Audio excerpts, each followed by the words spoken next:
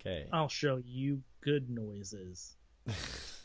Ew. Don't ever say that to anyone ever.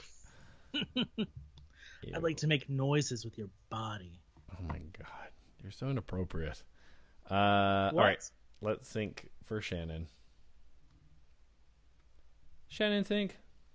3, 2, 1. I think we did that at the same time. Maybe. Maybe not.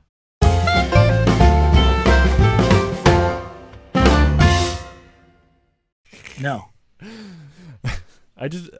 I know, like, one of your punchlines is to silently stare at somebody like an emoji, and I don't know how that translates all the time.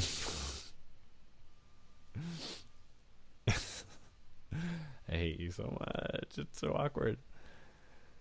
This is episode 58 of the DCC. This week we've got the Movie News Weekly, where we're going to talk Ready Player One. We're going to talk about how we feel about it, and then at the end of the show we'll throw on our spoiler-ishous conversation. I wish Shannon was here because we did a Ready Player One explain this book to me, but she isn't because of religion.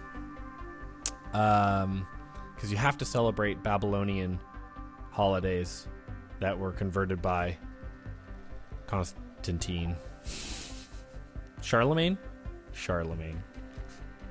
Holy Roman Empire. Woo.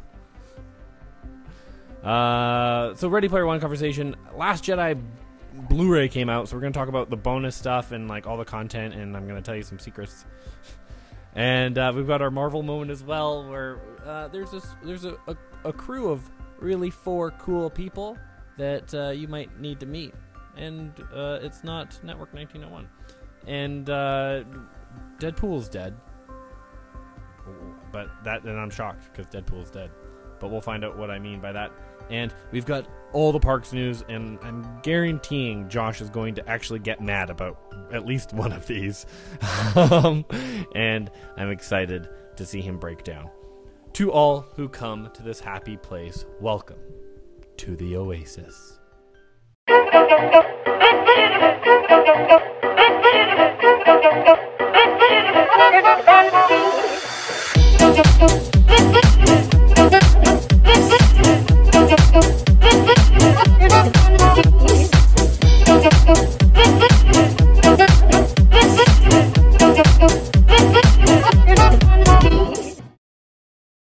Hey, Josh. Hey, what's going on, my friend? Well, you know, I saw Ready Player One, and yeah, I'm watching. I literally have it on my TV that's off camera, just So like you're Ray's saying- parents. Like you bootlegged it? Is that what you're saying? No, I bought the Blu-ray. I don't spend very much money on that type of stuff, but I Oh, bought the Blu-ray. no, you said Ready Player One, right? Well, yeah, I went and saw the movie. No, I meant I saw Ready Player One, but also I'm watching the Last Jedi bonus features and stuff. Got it. Right now, yeah. And it almost made me cry, some of it. I'm so weird. I get, especially if there's no one in my house, I get really emotional. You're lonely. You wouldn't. It's fine. It's fine. You can say it out loud. You're a lonely person. I don't know if it's lonely. I will, like, you haven't mentioned my hair yet, so that hurts my feelings. You have hair. Yeah. And I do it. You should try it. Oh, what? Well, for the people who are audio listeners only, they can't see your hair, but it is gray/silvery. Yeah, I think that's right. I don't know what kind of look you're going for, but yeah. it's a thing. Yeah. I'm trying to go for... Yeah, that's right. I'm a dad. Really? No, I don't know. Because I think what it says is, I haven't been to an anime convention, but I sure'd like to. All bullying aside, I think that the... Do you see it, like what I did there? I made you the bully. Oh, I made the book. By the way, I just got, no, the hair looks nice. Oh, thank you. Yeah. It is important to tag that on. Your wife sure seems to like it. Yeah. My wife likes a lot of things. Yeah, well, you know, and she can't really account for taste, apparently. So... Oh. Are you throwing me under the bus or her under the bus? I think it was both of you. I think for my own, I was just like, both of you, here you go. Okay.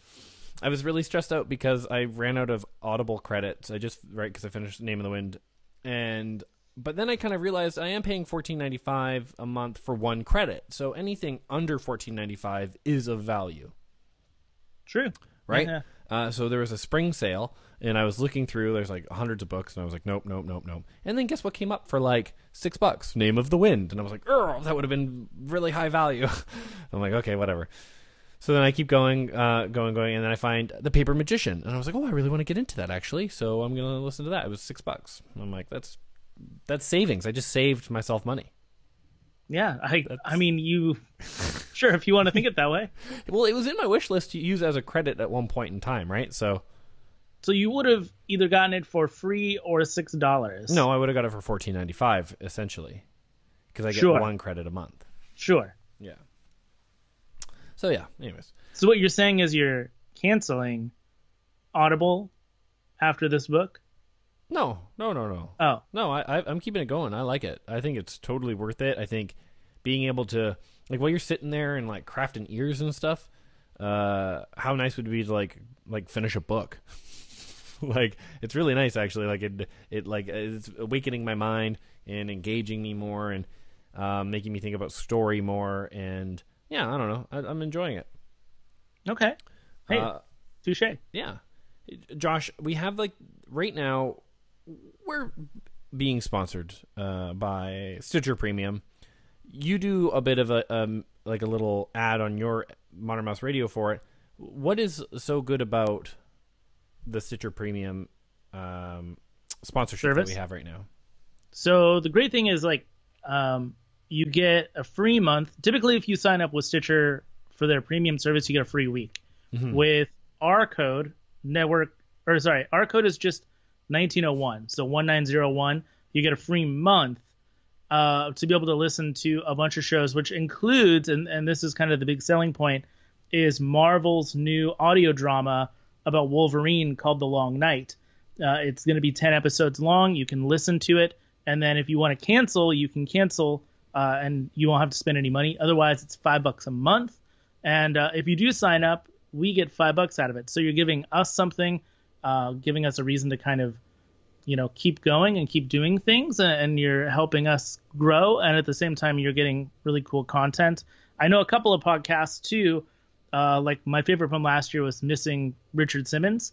Right. They had some bonus episodes that were only available on Stitcher Premium. Really cool. Yeah, I didn't know it was so intense and so good. So, and then I think we get a slice of the pie if you use our link. Stitcher.com/premium. Or if you go to network1901.com, in the show notes of like this episode, you can find the link.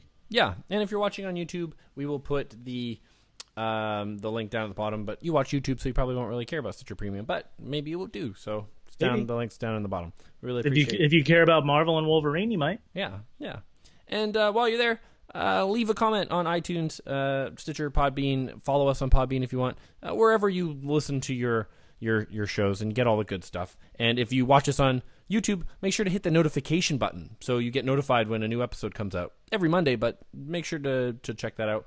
And so, I want to get over all that stuff because I need to talk about Ready Player One. Like, we know how I feel about Ready Player One. I've talked enough about it. We're jumping like right into this, huh? Yeah. How do you feel about Ready Player One, Josh? Because we know, I haven't said how I feel about the movie, but I think I want to hear your opinion. Because did you read the book? I listened to explain this book to me, but I didn't read the book. Okay. So I knew that this movie was going to be very different. Like it's not like the book at all, right? Like, not really. It's definitely got like a bunch of different. It's got, the characters obviously, but I feel like the adventure is different. Right. Totally. But this was my beef. This is my beef with the video, with the movie. And my praise for the movie. And then I won't go into like any real details, but I feel like my beef with the movie is that this movie should really be a TV series. And because there's so much, like literally seconds go by of characters whizzing by, or like there is seconds of like character development that would have been nicer to see a longer arc of. And then my praise for the movie is like the amount of fun that this movie, it's just fun. Like, it's not a movie that's like super into critical thinking. Again, I think if it was a TV series, you might be able to explain more of the science behind things, be able to explain more of the pop culture references. But this movie, there's not really an explanation for some stuff. It just pops up on screen. You're like, oh, look, cool. But it is fun. The whole thing is fun. And I enjoyed it. I'd say 7 out of 10. Hey, 7 out of 10 is pretty good. And I would probably put it in the same regard. It was funny. I really liked Ready Player One. Mandy loved Ready Player One. She didn't want to go to the movie and then loved it. The Shining, again, I don't know if I've mentioned this before, but is a movie that we've been having to tell the kids that they're not allowed to watch. They really wanted to watch it for a long time, so that was amazing for them. And it's Mandy's favorite horror film, and I love it, and we've watched documentaries about it, so that was a huge moment. And I enjoyed the movie. It was a good movie. It was fun. It's totally different than the book, but that's okay. Your book wasn't grabbed and burned. If you want the book, you can read the book. The movie is different. You can't really blame the difference there either, because Ernest Cline was involved with the script writing process. Right. So I think he wanted to tell a similar story, and it's a different medium, right? A book can go into so much more detail. He wanted to write his book for a movie as opposed to trying to make his book a movie. And I totally liked it. And I think one of the great things was as you're watching it, you're like, this is a CG animated film. But you don't feel it. It was you're so connected. Artemis, I think I would have liked a little bit more work on her character design, a little more realistic as Parzival. I think making her head so narrow maybe kind of just threw it off a little bit for me. But it was cool. It was great design, great, cool story. I had a fun time. The kids really enjoyed it. Jude flipped when Chucky was in it. Yeah. And it was just fun. And I think the acting, Halliday was a really great version of him and just really well done, and just Mark Rylance, I think, has really made himself one of the best character actors in Hollywood. Mm-hmm. And this is definitely a reason why. Yeah, and I liked everybody. I felt like they did some things that reduced the stakes, which I didn't really understand why they would do that, but they got the same message across, especially about teamwork, because how they changed the key system and the gates. I was like, well, how are they going to really have this team message? Sure. But then they did, and they basically used the scene and moved it to a different moment in time, which was really cool. And I almost cried with Simon Pegg on that one. And yeah, it was good. It's a lot of fun, and I really recommend it to go see it. It's a movie, so you don't have to be so hard on it. And it's just a cool experience. It's again, in a lot of ways, it's like The Last Jedi, though, where I think there's so much going on that it's going to take multiple times to either truly enjoy it or truly not like it. Right? Yeah. On a surface level, it's a fine movie, and there's a lot of stuff to probably dive into. Kind of like I said, there's seconds that go by that there's pop culture references, and I got some of them, but I definitely know I didn't see everything. Right. Well, yeah, and you could lean over to somebody and be like, "Oh, did you notice everything?" And they're like, "Yeah," and they're like, "Oh yeah, did you see this?" They're like, "No." Yeah. There's so much. The things that they didn't include from the book they make sure to mention them in the movie in some way, which is really, really nice. Ready Player One is projected to make $53 million on the weekend, which is pretty good. Not great. It's good. It's solid numbers. It's much better than they were projecting. I still think it probably might make a little bit more than that, because these are just projected numbers. Josh, do you think it's important for Ready Player One to be successful, or is it okay if it fails? Tough question. We kind of talked about this last week when it was just you and me on the show too, and that they have these Ready Player One challenges, kind of marketing stunts that they're doing, and they really kind of pushed things differently than a lot of other movies. If it's successful, I think that those marketing strategies, which are really fun, will stick.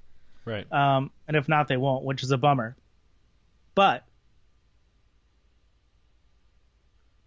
I do think that this movie will not make the money that I think Steven Spielberg and everybody on board would love it to make.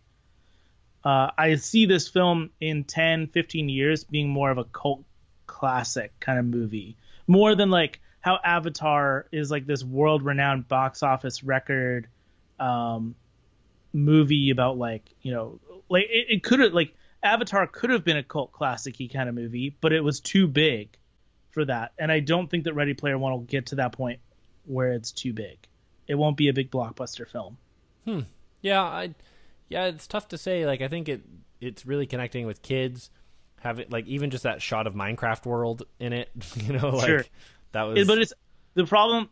I think it's connecting with kids for sure. And it's funny that the first real pop culture reference, besides the music at the very beginning, right? Clearly, it's like 80s driven soundtrack. Right. But the first like real pop culture reference they put in is the Minecraft one. Right. I think to get the younger audience. You just connected to them right away. Yeah. That was it. Jude was excited for the movie, but then he was like, Minecraft! And then he was more invested.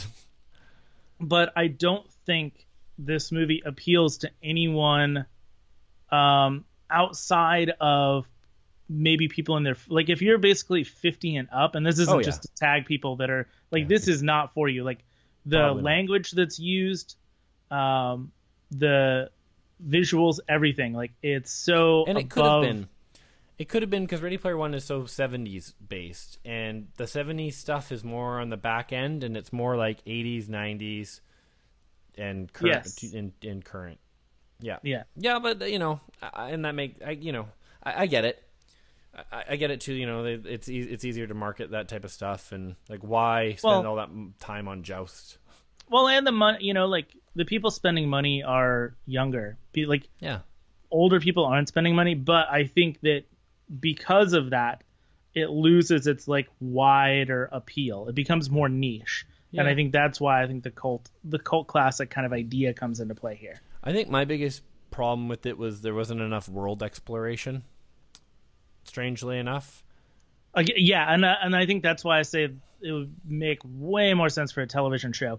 But I think at the end of the day, when this leaves the box office, I actually, to be honest with you, would be really surprised if it breaks 1 billion. It won't break 1 billion. Yeah, it will. That would surprise me if it made that. But it was filmed like it was supposed. It should. Yes. I think it's going to be more in the 400 million range. Yeah, I would say closer to like 400 or 500 million. But world domestic is doing really well, so we'll see. Sure. And I think it's going to have some legs. It might have legs like in China or something like that, like you're saying. Oh, and I even just think like people like Mandy, it connected to Mandy, you know, who like I could have not been programming my children to enjoy that movie more than I have been, and not that I was trying to. About 3 weeks ago, the kids started listening to Twisted Sister, We're Not Gonna Take It, and like I will walk by Jude's room and he's watching the music video, and if you've ever seen the music video, you haven't seen the music video, check it out. And if you have seen the music video, you know what I'm talking about. It's like a really trippy video, and it's like that playing was just like, wow, like this is so connecting with Jude and Dash, and they're like, you know, they're like, yeah, we're not gonna take it. And so it just all of it, you know, just the fact that they've been wanting to watch The Shining and not being able to, and then now basically they've seen all the scary moments. You know, in a weird, I mean, like not completely, but yeah, like with like not so much the tonality. So it cool. It was super cool experience. It's definitely something that people should check out because I think that there's a lot of you who probably were maybe not really for it, that you're going to be pleasantly surprised. Yeah, there's going to be something in there for you, but it's definitely a movie that you have to walk into without that. I think without that expectation of like knowing what that film is going to be. Right. I think that the people like. I think that anyone who isn't really connected to the book seems to really be enjoying it. Yes. Yeah. And my friend beside me, Ryan, he's a photo on Instagram. He was wearing his gunship Artemis Parseval shirt. Okay. Like Sure. Ryan is so into it, and he's been prepping himself. It's going to be different than the book. It's okay. It's okay. It's okay. And he couldn't, no, it was too different. Couldn't handle it. Didn't, he just had a hard time with it. Bummer. Yeah. Real bummer. Last Jedi Blu-ray came out, and I have watched all the deleted scenes, and I'm currently watching the Director and the Jedi, and that is really cool. I'm loving Rian Johnson. He just is so passionate about Star Wars. It made me excited that he has a whole saga to himself. Yeah. And I think also too, people really need to say like that's a testament to how his work ethic, how he works with everyone around him, and the execution of a vision. Your opinion on a vision is important to you, but the execution of an idea and an opinion is a much greater importance to everyone involved in making films. And when someone can communicate and visualize and then create and be on time and schedule and handle egos, and like in this documentary, they do not hold back how many people were like, this is a terrible idea, Ryan. Like the costume designer was like, what are you coming here with telling me about? Like, this is stupid. Right. And like he was talking about Rose, and the costume designer's like, well, I hope she's tall and slender. And Ryan was like, actually, no, she's going to be exactly what you wouldn't expect to be in cast in a Star Wars film. And he was like, oh, like, it was like, it's right. just this whole thing. And he was able to execute that, and people didn't agree with him, but they weren't mad at him. And he's so confident, but also would listen to people. And Mark Hamill, you can like, it's almost like in between cuts, they like have the camera still on Mark, and you can see like he's like sad about what's happening with his character. And I think that we've like, sometimes like we confuse being sad about where a character went to whether or not it was a good or bad idea. Again, that whole thing, you liking something or me liking something or all of us liking something doesn't dictate whether or not it's good or bad. I know that's a weird thing to like try to separate. But we're in a world that we are so analytical. And so it's important for us to give ourselves tools to protect ourselves from that analytical minds that we're creating in our head, because otherwise nothing will be fun. Everything is flawed and broken, and it won't be fun. So I could not recommend The Last Jedi Blu-ray more. It comes with the score-only version. It comes with a full commentary. Has all the extra features and stuff like that. And I really think if you enjoyed The Last Jedi, but you, for whatever reason, it's not quite connecting with you like the other Star Wars films have, watch all this. And it brought me back to the time when I was watching the beginning hour or whatever it was on the VHS tapes, the half hour, listening to George Lucas talk about Star Wars, and watching all the Star Wars documentaries. And I felt like that was kind of missing from The Force Awakens a bit, the DVD. And I know they did a re-release with more special features, but this one came with them right away. And I could tell Rian Johnson wanted to make the experience for us the way he had it, but give us something new and different. And I'm starting to understand more of his decisions and things. And I'm enjoying it. It's a lot of fun. It makes me want to go back and watch all of the Lord of the Rings ones again. Oh wow, that's a lot of content. Well, did you do that? Did you, when the Lord of the Rings like extended versions came out, did you watch all the special features? And yeah, I mean, like, I've done that for like almost any main franchise. Like, I remember one Christmas, I asked for like the box sets of all three Jurassic Park films, the 3 Back to the Future films, and the 3 original Star Wars films. And so 9 movies. I watched all of the extra DVD documentary kind of content, and it took me like 3 weeks.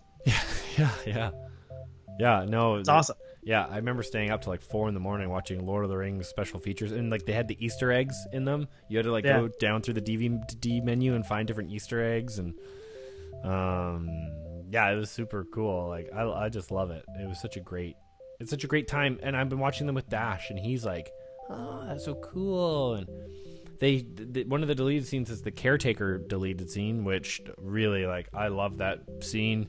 It breaks my heart that it's not in the movie, so everyone should check all that stuff out. And the score only, I was saying the other day, I've been listening to the score. I really didn't notice. Like, I watched this YouTube video and I showed it to Josh and Shannon and Angie about how, and the guy was like, they used the Force theme 21 times in The Last Jedi. And I think that, and he's like, yeah, that means Disney doesn't know what they're doing. But really what I think it points more to is that Rian Johnson had the cosmic force influencing a lot of the film.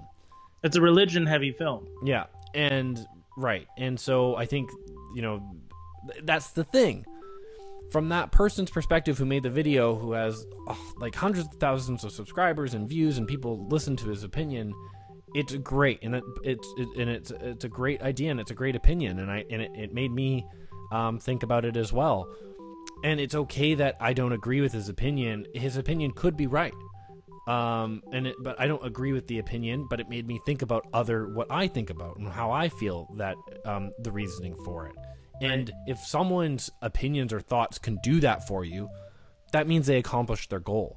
It's not about agreeing. It's not always about winning people over. And so anyway, so the score, but also the score, it has a lot of new Star Wars songs in it. And they're so seamless that you don't actually really pay attention to how new the song is. Like the Luke and Rey, on Act 2, totally new song. Rose and Finn, and the Rebellion has a new song, and the way they use Kylo Ren's theme. Sometimes he has this insecurity theme, and sometimes he has this I'm a badass theme. And then at the end when they come into the warehouse in Crate, it's changed. His theme changes. It's deeper. It's darker. It's more mad. It's more closer to the Imperial March, and just a lot of cool stuff like that. And how the songs, Rey's theme could be Kylo's backwards and the Imperial March backwards, and different tones and minor key and major key and stuff, and just really cool stuff. There's a lot of content out there about the score, and John Williams is really just a genius with this stuff. So I love it, and I recommend buying the Blu-ray. I need to have a Marvel moment.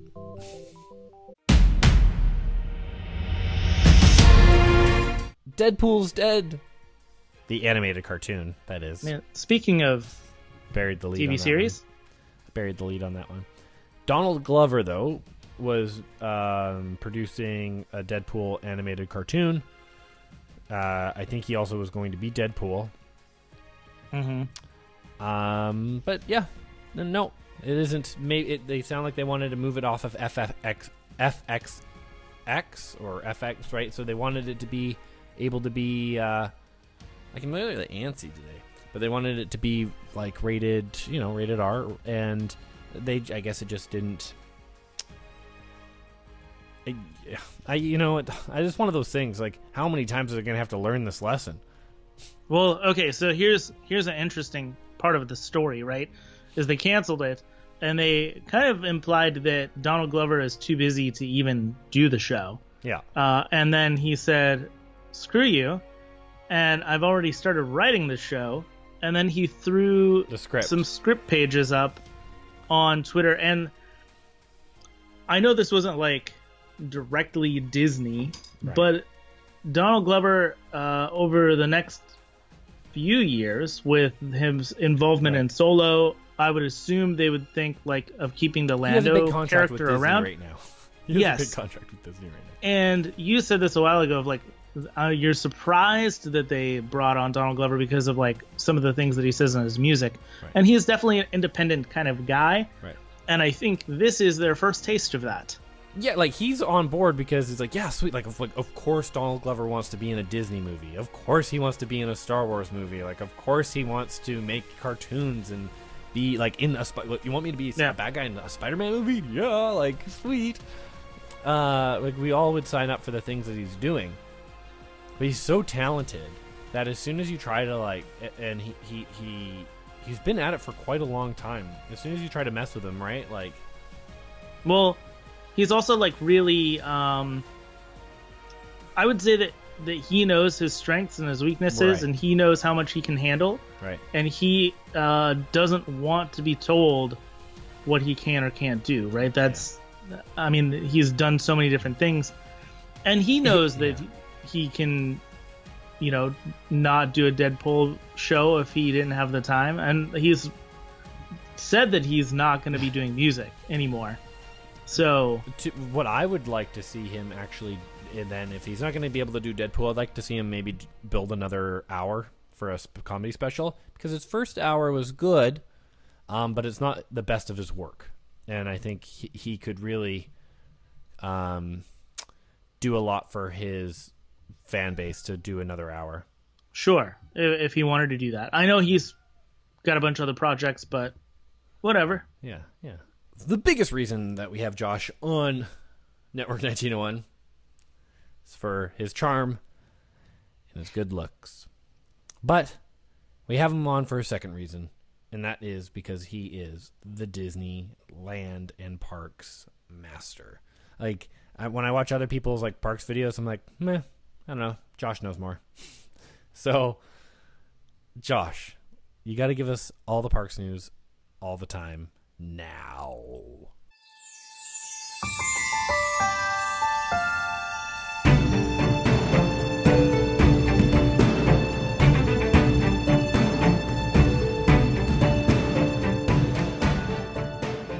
Okay, first off, too much hype. I don't need that in my life, but thank you. You're like Mandy. She'll be like, she's like, don't encourage me, but it's too much pressure on me. It's like, like I want this, but I don't want that much of this. Okay, so a bunch of stuff kind of all around the world today we're talking, and we're not just talking all Disney. Around the world. Yeah, we don't need a copyright claim, Dale. YouTube would, don't do that. So we've got a couple of things going on. We'll start with the domestic things. We'll start with the Disney things, I guess, really is. And I do have some opinions. Dale said that at the beginning of the show that I would have some strong opinions, and I do. First of all, Pizza Planet is officially coming to Disneyland. It's been at Disney World for a while. Well, it was at Disney World. Then it turned into Rizzo's Pizzeria. So now it's a Muppet-themed pizza place. So now there's a pizza port at Disneyland. Or a Pizza Planet, at Disneyland, and it's taking over the old Pizza Port location, which, first of all, why was this never Pizza Planet to begin with? Buzz Lightyear attraction is in Tomorrowland. 15 years ago, I know. So silly. Like you've got Buzz Lightyear's Space Ranger spin within, like, viewing distance of this restaurant.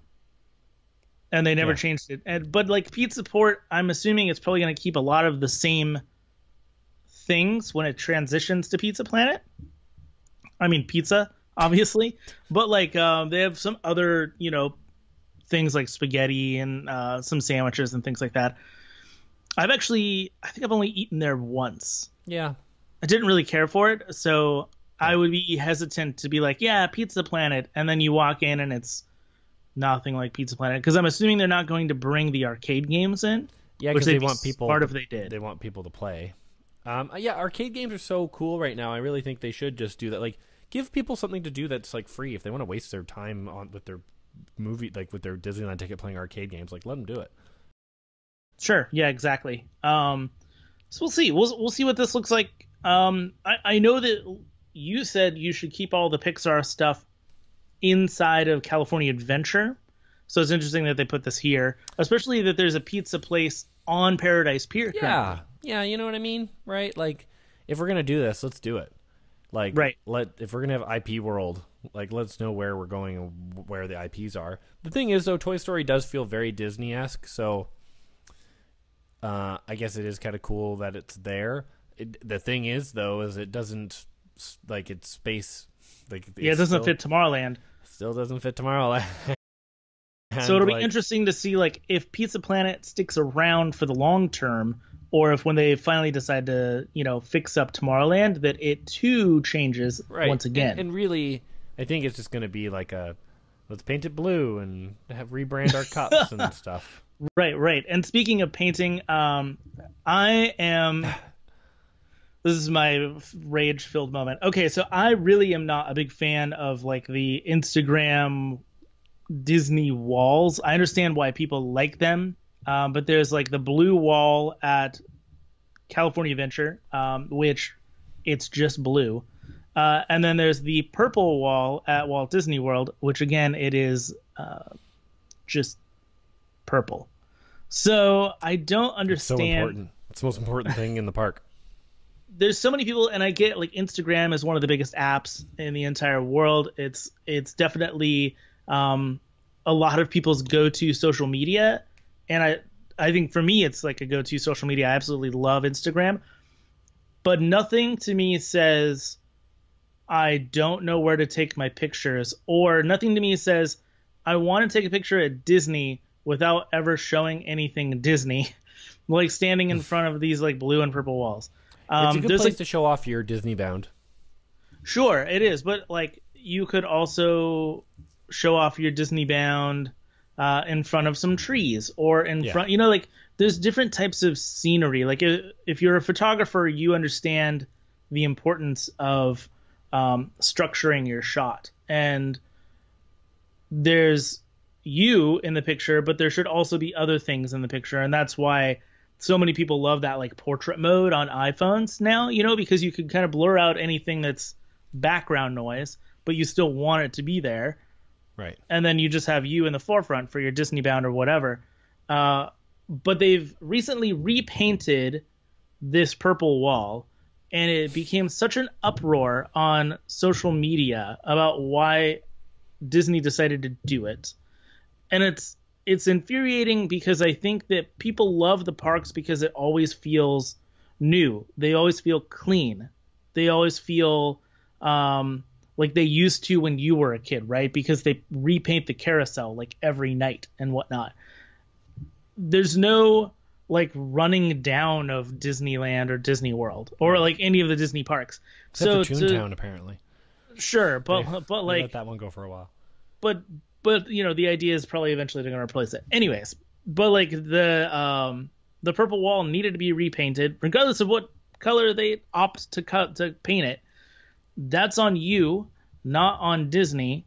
I would rather see Disney completely reinventing and changing the park as the years go on, so that it stays fresh and new and interesting, rather than making sure that this one wall stays purple so that I can take my Instagram pictures. Right. Like when we did our Day of Disneyland video, we talked about how great would it be if in Splash Mountain and Haunted Mansion and Pirates of the Caribbean, they just Pirates of the Caribbean, of how awesome it would be if they did like high-end remodeling of all the animatronics, like updating them to modern modern. Shut it down for a year. Yeah. We've and like you clearly see the difference. Like they just brought in like all the jacks. The jacks look so great.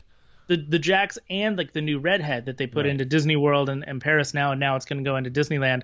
It looks so different than the other ones, and it would be great if they just said, okay, let's replace all of these. And not even that, I don't even mind if it was a totally different storyline. And I know that some people think like, oh, I've memorized the Haunted Mansion opening spiel, or I've memorized like certain scenes and whatnot, and it's like listening to an old record, right? It's like listening to like your favorite songs in that way. But at the same time, it would be so great to see a different story being told with pirates, or see a different story being told with ghosts or whatever.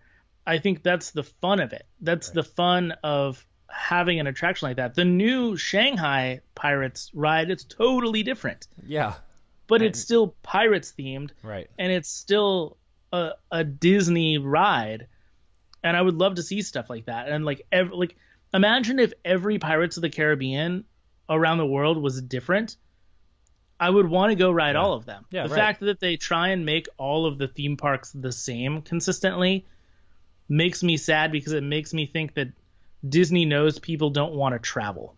Or at least they're not comfortable with traveling outside of their boundaries, right? Like if you live on the East Coast, but the Pirates of the Caribbean should be French pirates. You know what I mean? Like, because you get kind of more of the British pirates. Sure, yeah. And I think, like people who go to Disney World on the East Coast, they'll never go to Disneyland, but yet they put down Disneyland, or they put down the other parks around the world, and they just keep going to Disney World year after year. And it's like, no, like if there was a bunch of different stuff that you couldn't do at Disney World that was at Disneyland, you'd want to go. Yeah. And so I think that that's hopefully something that they'll continue to do. But yeah, I agree with you. They should at least close down the rides and reconfigure them year to year. Well, I don't know if we like I don't even know if we need a story overhaul on things. Like, you're taking it to another level, which probably is giving listeners anxiety.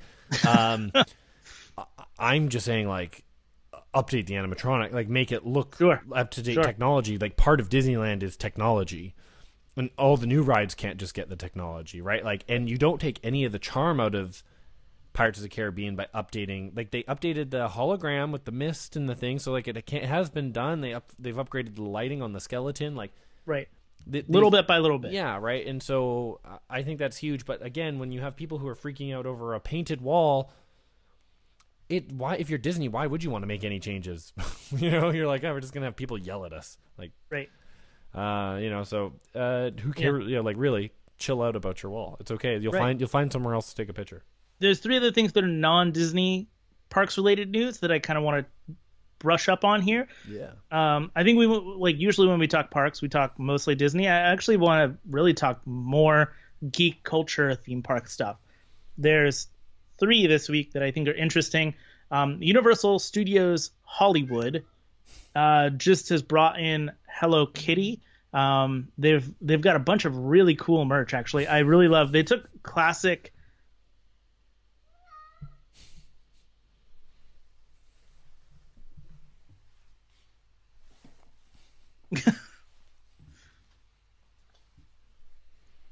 They took classic movie posters like Jaws and E.T. and stuff and put Hello Kitty into them. Ooh. In really unique, fun ways. It's actually pretty cool. And Hello Kitty has been sort of a staple at Universal Orlando a little bit already as far as their merch. And I feel like they're gauging to see how far they can push this character, and how far they can push like maybe some of the Japanese stuff into the American parks. And if this goes over really well, the merch goes over really well, I could see them starting to have more meet and greets with Hello Kitty, maybe doing like a kid's stage show, or maybe some kind of attraction that goes with Hello Kitty. I would love to see that. I think that's a super cool thing to add into Universal. Totally. More Japanese influence in generating money at another park just hopefully will mean that Disney will do some sort of Studio Ghibli stuff. Right, exactly. Tomorrow, it would be perfect. Toontown would be perfect to turn into. Well, at Disneyland, sure. But at Disney World, they have the Japan Pavilion at Epcot, right?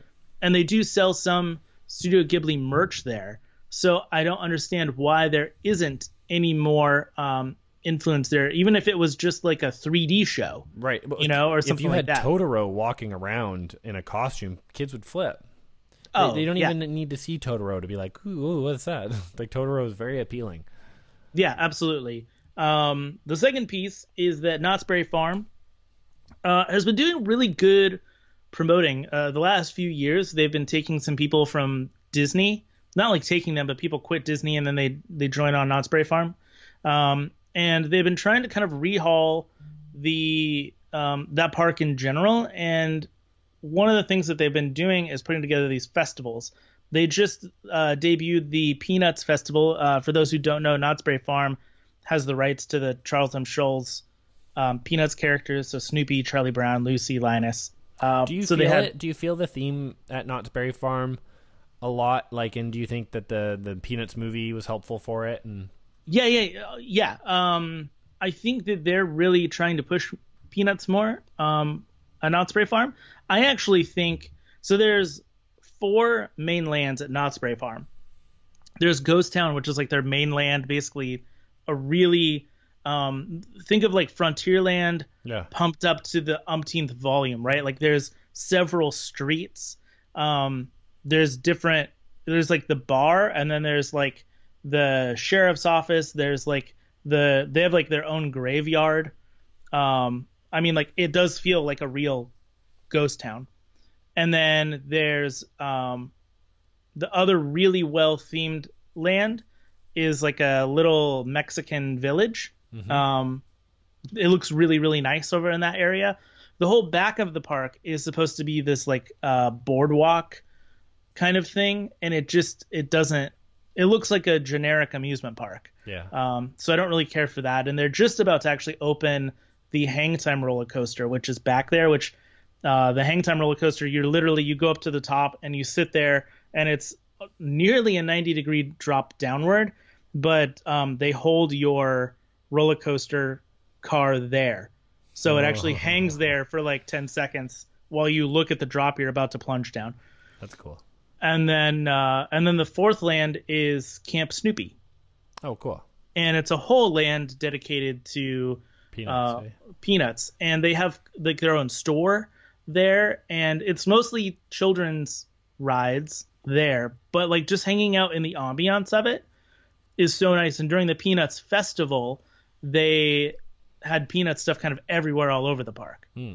And right now rides make me mad. Yeah, well, because family rides are good for everybody. You don't need child rides. Like right. Well, and there is a good portion of more adult rides throughout the park. Yeah. So to balance that out, that doesn't like there's not balance a lot of for me, right? Like I want the ride to be balanced, not right. Yeah. There's not a lot of like family rides. Right. There is some in the Old West, like Ghost Town area, and there is a train ride in Camp Snoopy that is very family friendly. And actually, I encourage people to do that ride. It's very fun. But they're doing currently the Boysenberry Festival. The reason why Knott's Berry Farm is famous is because of its berry farm, and it made the boysenberry a very popular berry, and it's one of the only places in the world that you can get boysenberry stuff. I mean, you can buy like boysenberry jam or jelly at the supermarket, but it's probably Knott's Berry Farm jam or jelly. But you can actually, during the Knott's Berry Farm Festival, you can actually buy your own boysenberry plant if you want to and try and grow it in your backyard. But they're running this whole festival. Angie and I tried it out. We're actually going to have a video this coming week for the Boysenberry Festival and for Knott's Berry Farm. But we've really been enjoying our time there. People who have followed us on Instagram kind of know that. But then they've got a bunch of other festivals and stuff. But I really wanted to highlight them right now, especially with what they've got going on with Peanuts and with the boysenberry stuff. It's been a really interesting couple of months for them. And they're really trying hard to up their game and be more themed and do more interesting things with some of the money that's coming in from these festivals. So the more people that go to these festivals, the more money they're going to put into the long-term success of Knott's Berry Farm. Yeah, and that's good, and it's important to have competition, right? It is, and especially, I mean, it's a 10-minute drive between Disneyland and Knott's Berry Farm. It's not far at all. I just remember going when I was 10 and just being like so disappointed with it. It's different now. Like I went when I was a kid, and it's very different now. And I think that people need to, because that's I think a lot of people's feeling is they went when they were a little kid and it wasn't for them. They'd rather go to Disneyland because they've only got 5 days in town or whatever. Yeah. So that's fair. But like I would suggest to anybody, if you've done it before and you didn't love it 5 years ago, I think that it's very different now, and especially go during one of these festivals. It's fantastic. The next one that they're going to do is all summer long, and it's called Ghost Town Alive. And basically, if you've seen Westworld, it's like that. You get to walk in and you get to like help the sheriff, take down bad guys or join a bounty hunting team. Or if you want to, you could join the robbing team. You can go see the those are the rights Undertaker. they should get. They should just call it Westworld. Yeah, right. So I think that's cool. I love that kind of stuff. And last but not least on my list of things to talk about, this has been one of the coolest ones. Yeah, definitely one of the coolest things on the list, and I put it on this week because it's about to open this summer. You've only got a few months before it opens. It's been being worked on, I think, since 2015. Construction started in 2016. If you're an international person and you want to go to Abu Dhabi, an entirely indoor amusement park is being built around Warner Brothers. So it's called Warner Brothers World, and it is going to have the DC characters. They're going to have a couple of different lands. There's going to be Metropolis. There's going to be Gotham City. There's going to be kind of like a Gulch, southwestern land. Obviously, that fits that kind of Wile E. Coyote Roadrunner thing. They're going to have a Bedrock so that you can go do stuff with the Flintstones. And they're going to have like an area where you'll have all the other like Warner Brothers characters. You're going to have Scooby-Doo, like a haunted house kind of attraction. It looks kind of interesting, and I think this is flying under the radar for most people. Scooby-Doo haunted house is awesome. I hope they do it right. I hope so too. And I mean, they've got roller coasters. I'm never gonna go.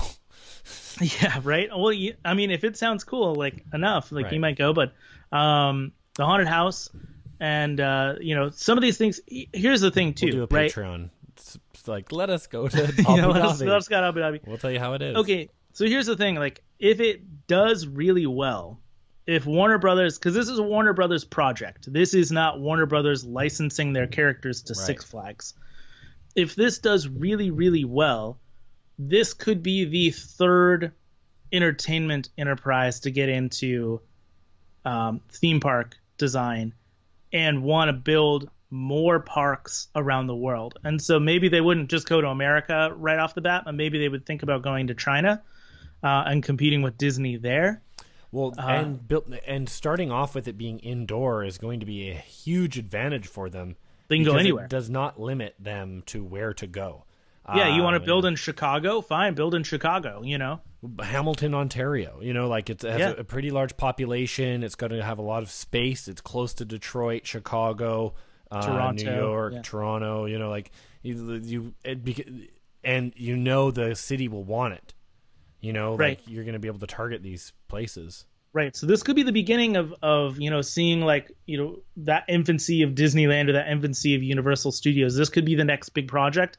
And if this goes well, I could see the licensing contract that Warner Brothers has with Six Flags. Once that contract is up, they are out and they'll be building their own parks. Yeah. So it'll be interesting to see, especially in this first year of Warner Brothers World in Abu Dhabi, whether it does well or not. It's not going to do okay. It's going to have It's either going to bomb or it's going to go awesome. Because just the amount of money they're going to spend into it, it's just going to, I don't know. A lot of people do go to Abu Dhabi. It is actually a good place to go when you're trying to travel somewhere else and anywhere. Yeah. It's crazy. I'm excited for it. I'm just excited again that there's going to be more of this stuff, more content, and more things to encourage and push Disney and push Universal. Right. And I'll link down in the comments or in the description for YouTube. If you want to go to the link, you can search their website. They have pretty much all of the attractions and all the lands. They've got great descriptions and great kind of concept art for all of it. And if you're an audio listener, go to the network1901.com, check out the show notes, because I'll make sure there's a link there for it. Before we go, let's do a little bit. I just want to know what your favorite kind of spoilery moment from Ready Player One was, Josh. I really loved The Shine. I think the highlight of the film and where it kind of felt like it breathed. Finally, it slowed down its pacing and kind of breathed. Was The Shining. When it kind of stepped into the world of The Shining, you were in one world, you were in one story. Yeah. You could kind of predict some of the things that were going to be happening, and it built some tension and some intrigue before getting kind of relentless again. But that kind of is a moment that really stands out as a positive feature in that film. Right. What would be your worst? The first 10 minutes of that movie. Really? I think if you were to take away not the first 10 minutes of the movie, the narration of the first 10 minutes of that movie. Oh, I feel like some of it, the visuals were so good that you did not need to explain to me that it could have had a little text that said 2045, and then as Wade is going down the stacks, right? Like it shows you into all these people's lives. Like it shows a woman pole dancing, right, and she's kind of living out her dream, another person boxing, living out their dream, and so forth.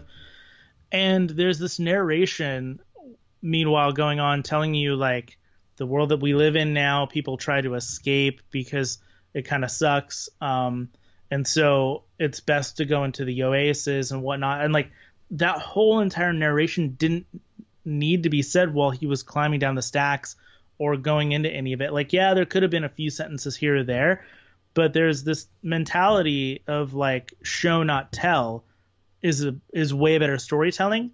And it told me everything in the first 10 minutes, and it didn't need to. Yeah. Okay. Yeah. No, that's a good point. Yeah. The narration's there because of the book and the way the story is written, so I could see why they did it. But maybe they didn't need to do it. And that would have been fine had the narration continued throughout the rest of the story prominently. Yeah. But it's not. It's really there to tell you. It's there to tell you, okay, here's all the setup you need so that you can enjoy the rest of this movie. For me, I had a hard time with how early Artemis and Percival fall in love. And fall in love. You know what I mean? It wasn't only until the very last moment of the book that you get that acknowledgement from her to him. And that's why I think this movie would have done much better as a TV show. Yeah. Oh, a TV show, you say? TV show. Yeah, so that was kind of my biggest one for me on that one. But then, I love the actors, and I loved it. It was fun. I had a really good time.